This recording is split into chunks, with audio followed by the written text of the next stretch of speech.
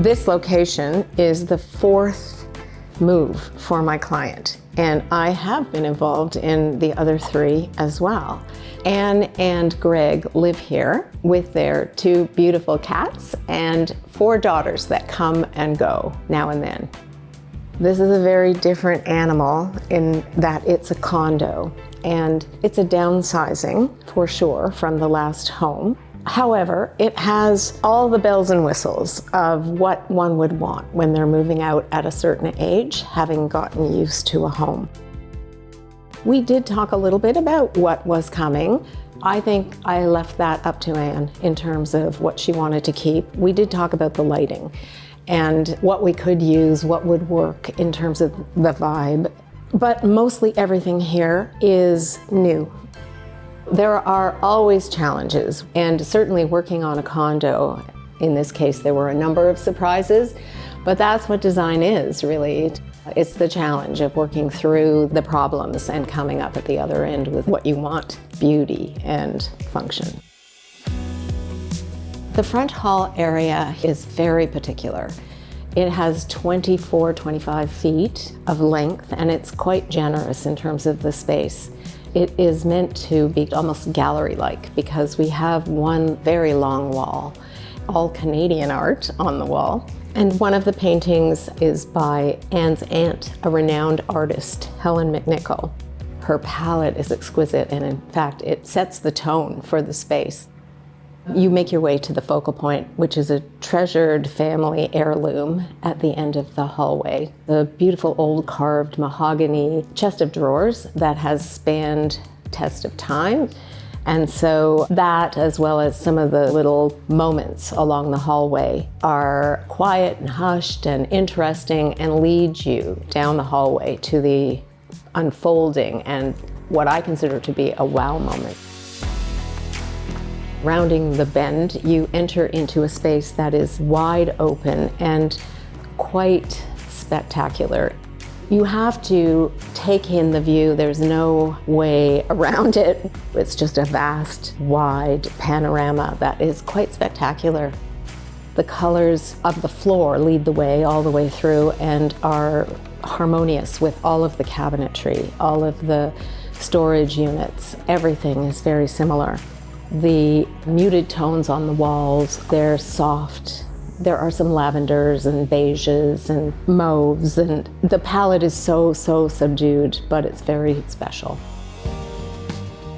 The kitchen in this room is fairly limited, and it's very furniture-like, and the island is not screaming kitchen. The countertops are Caesar stone concrete. They have 3 different versions of concrete. This is the lightest and just quite soft and beautiful. It blends with everything that we've picked.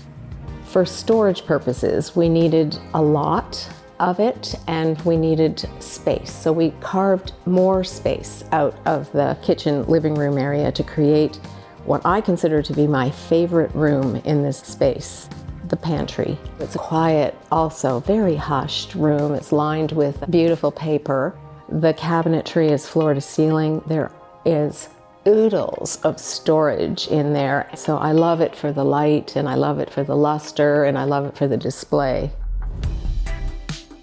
There's so much I want to say about this room. It is a 3-part room. There's the kitchen at one end, there's the dining space. These 2 areas work together, but then there's the dining space and the sitting area, which also work together beautifully. But I can also say that the windows, which were one of the design elements that we wanted to honor and not fight with, are pretty major. It allows the light in, and light is a big component of this space. And the seasons also have a huge impact on it.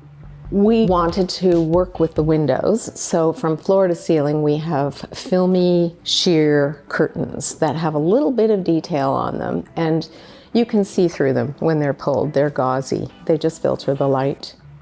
There's a harmony of shape almost, the lines of the furniture and all of the softness of the flower petals and the round tables, and all of that was by design. The architecture pretty much dictated the design. And one of the most important pieces of the architecture is the pillar that is behind me, that we covered in a small tile that was very laborious to do, but oh so important. And this design feature is so simple and so spare, but so spectacular in all kinds of light. It kind of appears after you're in the room. You don't really see it until you're here. The principal bedroom is a generous size. We needed privacy, but we also wanted the feeling of cozy.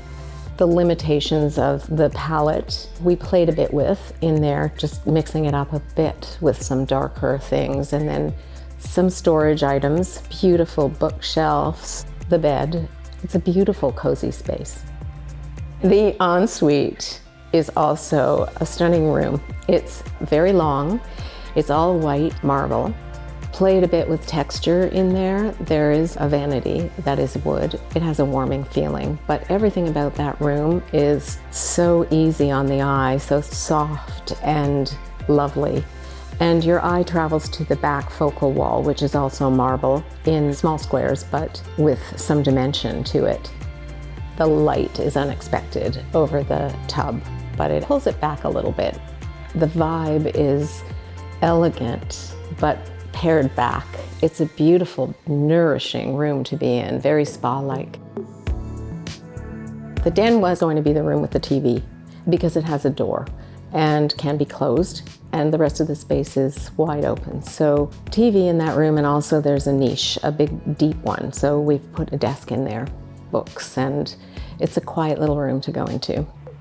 One of the things that you might miss when you're coming in from the front door is the left side as you're walking down the hallway, which houses a laundry room. We've put ambient wallpaper on the wall. It's a pretty place to work, and that is the spot where we chose to put the kitty litter. And Anne found the most adorable cat door, which we have put into the bottom of the door to the laundry room. Kind of reminds me of the old mouse door from the cartoons. The powder room is just quietly tucked off the hallway. There is a really pretty hand-blocked paper on the wall with little birds. Just a special little space. It's very harmonious. There's nothing that really jumps out at you. In terms of color selections, both of us really, really wanted to have muted, soft, easy colors. One of the major design elements in this condominium is, I'd say, simplicity. It was the mantra. Just because something is simple doesn't mean that it's easy, but it is really about putting together small details and making small decisions and showing restraint and pulling back and making it kind of a pared back, luxurious environment. I think the big secret in moving to a condominium from a house is knowing in advance what you're bringing and what you're leaving behind. You want to be able to pare back as much as you possibly can. And I think that in this case, Anne did a masterful job of getting rid of most things. She moved in and there was a place for everything. And we knew where everything was going to go, and that's the way to do it. I think that once moving into a condominium, mostly you do not miss your house. It's your own home when you walk in the door. You don't really imagine that you're in a condominium other than looking out at the view. So I think this move is definitely going to be a final move to condo. However, I don't know, given the track record, maybe there might be a move in the future.